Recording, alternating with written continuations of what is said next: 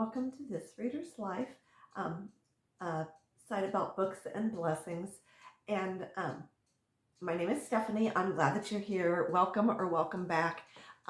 If you've never been here before, I mostly talk about books, and every now and then I insert a few life type stories or life type things that are going on in my life.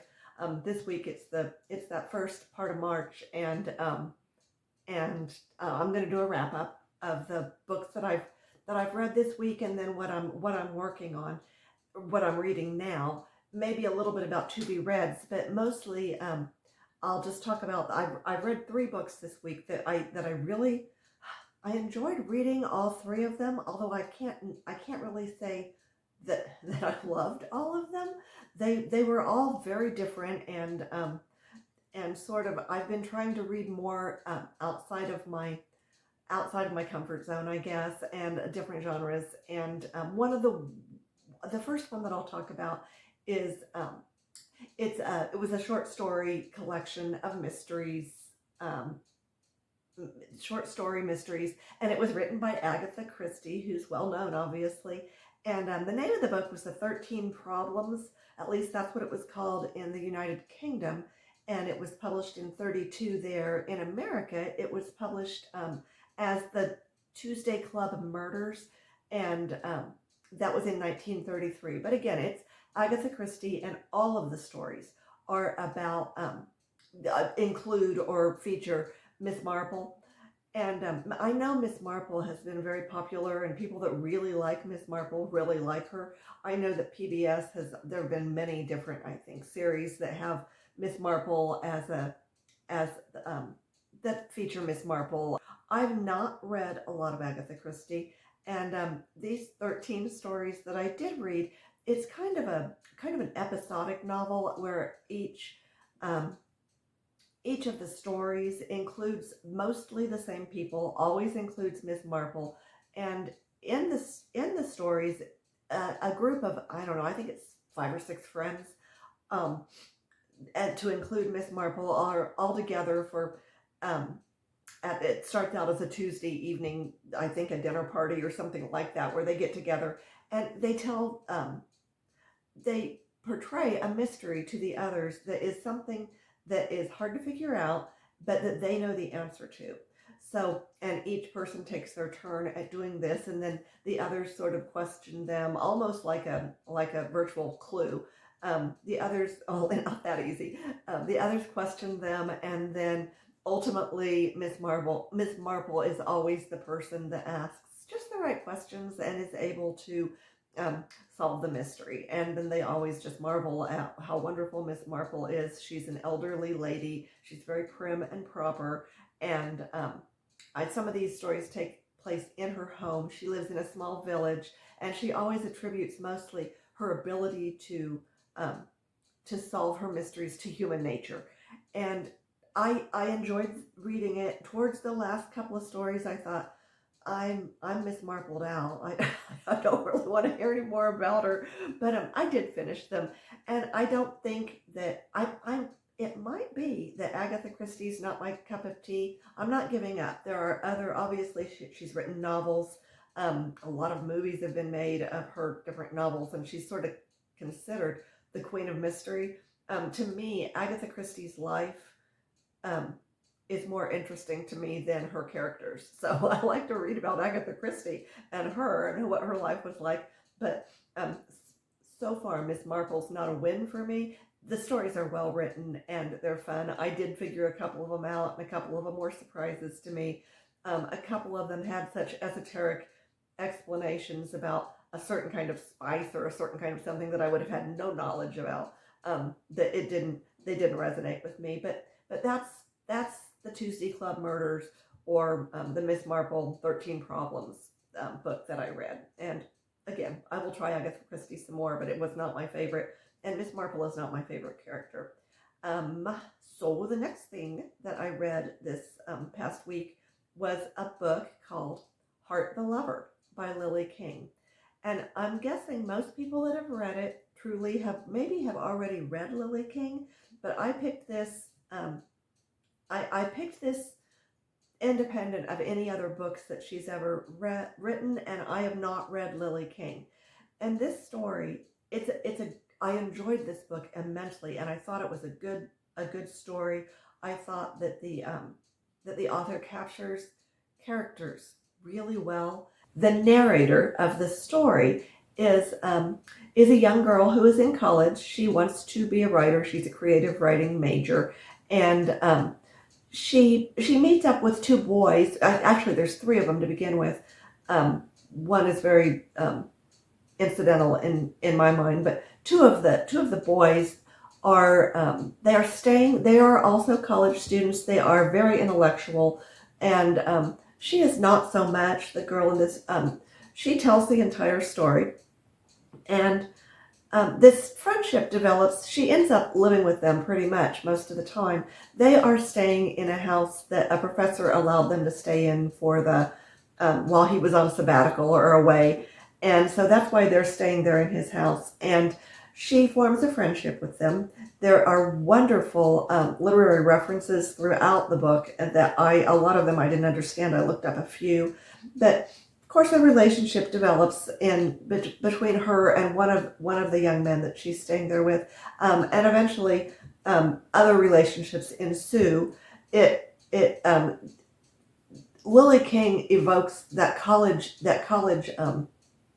feeling, that freedom and feeling of being in college, and that feeling of discovery and first love and all those things. She covers that really well. Eventually, the story itself is told in kind of three parts. There are no chapters, and the first part is about the college days. The second part is where the characters drift apart more or less, and there's a couple of major breakups, so to speak of. But the narrator, who is female, she goes to Paris. She stays there for a while. She comes back, and she suffers a huge disappointment and a huge event in her life that's very, very difficult for her.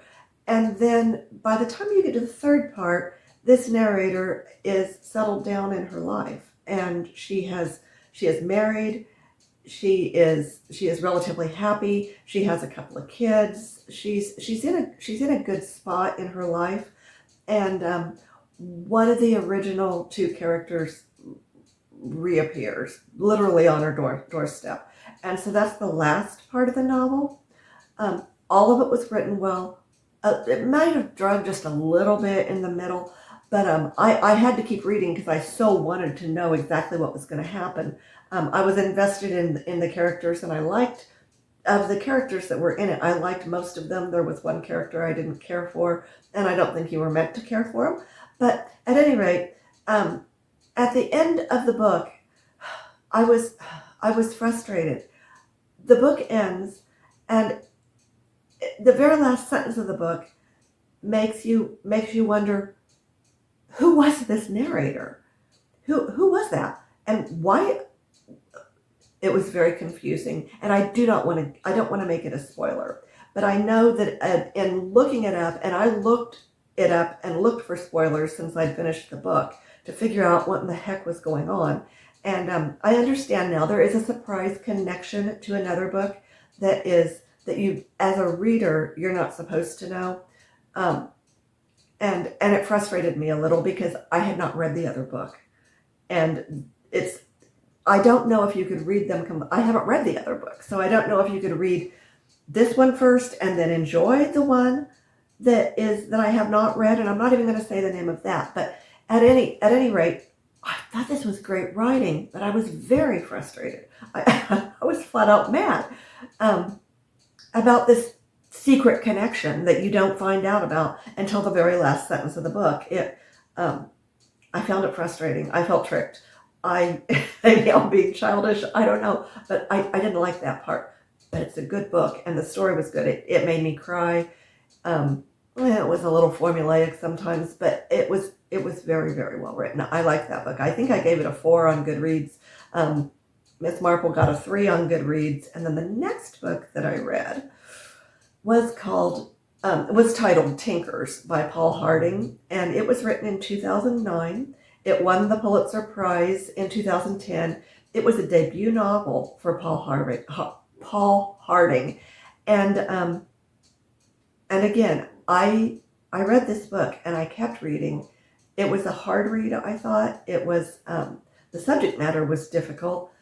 It wasn't a. It was very bittersweet. It was not a real happy story. It was the story of a man named George who is in a hospital bed in his living room and he is dying.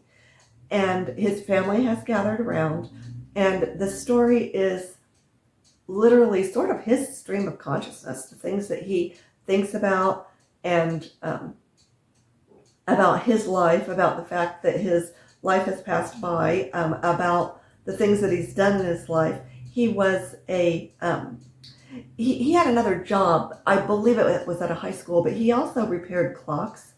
And throughout the story, it is interspersed with bits and pieces of some of them quite long, of a clock repair manual, which I think is also fiction. I don't think it came from a clock repair manual. I didn't get that. That's not what I think it was fictional. It was written quite well, and some of it was very interesting about literally how clocks work. It was interesting, but this story, it sort of fades to, and I don't know if it's like something that he was discovering as he was dying, or if it's something he was remembering, or if it's just another part of the story. And that is the story of his father, who was a peddler who drove a wagon with a mule from place to place and sold household goods to women that he stopped in different spots. He sold some tools, he sold some jewelry, he sold needles and threads and combs and brushes and all the kinds of things that a person might need, pots and pans, soaps, things like that. And it talks about him and his life. He is married. He has children. George is his child, and it does mention George when it talks about his father. And I'm trying to remember. I wish I could remember his father's name, because I'd like to say I think it was Howard. But Howard is also an epileptic who has violent seizures, grand mal seizures, and his wife is very stoic. She takes care of him. They are very she takes care of him very matter of factly. And George helps at one point take care of his father through a grand mal seizure, and is bitten. That's one of the main things, is that they don't want Howard to bite his tongue. And so the story of Howard goes on. He actually leaves the family, and basically that's the story. It just sort of meanders. It tells some other information about both George and some incidents that happened in his life, and how he worked on clocks, and what he enjoyed about that. And then his grandchildren sit with him some of the time, and his wife comes in some of the time.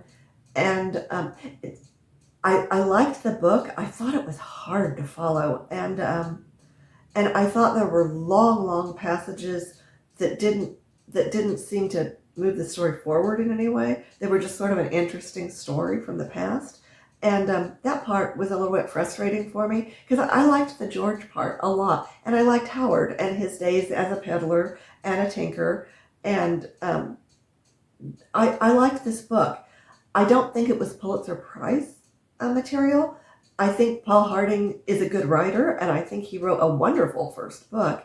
He was also in a band before he wrote, he was in a band of some kind. I think he was the drummer. And that's all I know about Paul Harding. I don't know if he's written more books or not. As I said, I enjoyed this, but it was a difficult read. It was a hard read, and it wasn't a long book, but it wasn't a quick read. So that's the 3 books that I got through, that I completely finished last week. And what I'm reading right now is I'm still reading Middlemarch, which I'm listening to Middlemarch, and it is very, very well narrated, and I'm starting to become very invested in this story.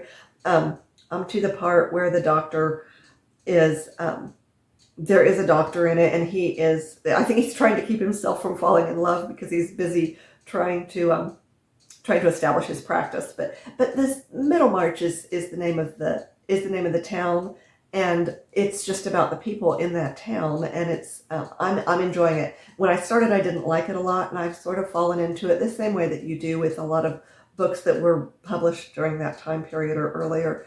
And also the narrator is Maureen O'Brien, and I'm really, really impressed with her narrative abilities. I'm enjoying it. It's really, really delightful. So that's one that I'm reading. The other one that I'm reading, and I'm just about finished with, is one by the author is Elizabeth Payson Prentiss, and she published books in the middle 19th century. And this one is called Stepping Heavenward. They're very Christian oriented. They're very they're very much of their time, I think. The book that I'm reading is called Stepping Heavenward. It is a diary of a young girl from about the time she's 16 to the time, well, I don't know yet exactly how far it's going to go, but at this point where I am in the book, I believe she has had 4 children and lost one. And it's sort of about her struggles with Christianity and with trusting God and with trying to love God more than she loves the world, and how hard that is for her. She's a very vibrant young woman. She is ill a lot of the time, it seems, and she's very she's impatient, and she feels guilty a lot. She's surrounded by people who are very faithful, and so she struggles with that in some ways. But to me, I feel like even where she is now, I could never be as good as she's being. So I don't know how that book is going to turn out, but I have enjoyed it. It is written well, and I think it was published in the 1870s, late 1870s, and I'm enjoying it. I don't know what else to say about that book. It's I'm going to have to finish it, and then maybe I might talk about it a little bit more. Probably not. The other book that I'm reading, and I've just really barely gotten started, and that is the Chronicles of Narnia series. And right now I'm reading The Lion, the Witch, and the Wardrobe, and I'm enjoying it. And I don't know how I missed reading it when I was a child, because I read so voraciously as a child. I'm not quite sure why I never read that. I didn't like fantasy then, and I'm not sure that I like fantasy now. But this book is fun, and I'm enjoying it, and it makes me want to have someone younger around so I could tell them how much I enjoy it. So, or maybe we could just talk about it. Maybe they would like it too. So that's what I'm reading. That's what I have read. And of everything that I've read recently, Heart the Lover is probably one of my favorites. And it was a big book in 2025 last year. So that's what I've got. I am not going to get, here's what I'll do. I've been thinking about how to keep track of my to-be-reads, and I wrote down, not all of them, but I wrote down a lot of them, and I put them all in a jar that I wasn't using. It's right here, and it says Blessings Jar on it. I don't know if you can see that or not. But I rolled them all up in little scrolls, and I put them all in here, and I will pull one out. I don't know how much I'm going to use this. I got it more for me than for showing off what I'm going to read next, because I couldn't keep track of all the different books that I had, and I thought, well, this will make it a little easier. Again, I'm afraid that if I get something I don't like, I won't read it if I'm not in the mood, because I'm kind of a mood reader. But let's see, I just pulled something out. Let's see what it says. It says nesting, and I can't read my own writing. It says nesting Roisin. I don't know how to say that. It's probably something different, or Roisin. O'Donnell, which it's an Irish book, and I remember when I wrote this down that I wanted to read it, and so I will get that book and read it next. So far I've been doing really good with my no-buy year for books, and I haven't bought a book. I've checked books out of the library. I use Libby. I use Open Library. I don't want to put that back in there because we're going to assume that one's going to get read. Okay, so that's what I've got for this week, and you all have a good week. Be kind to yourself. Be kind to others. Be kind to the planet. Pray for the world. It's a hard place right now. Really, really hard things going on. And Until we talk again, you all have a good day. Be blessed. Bye-bye.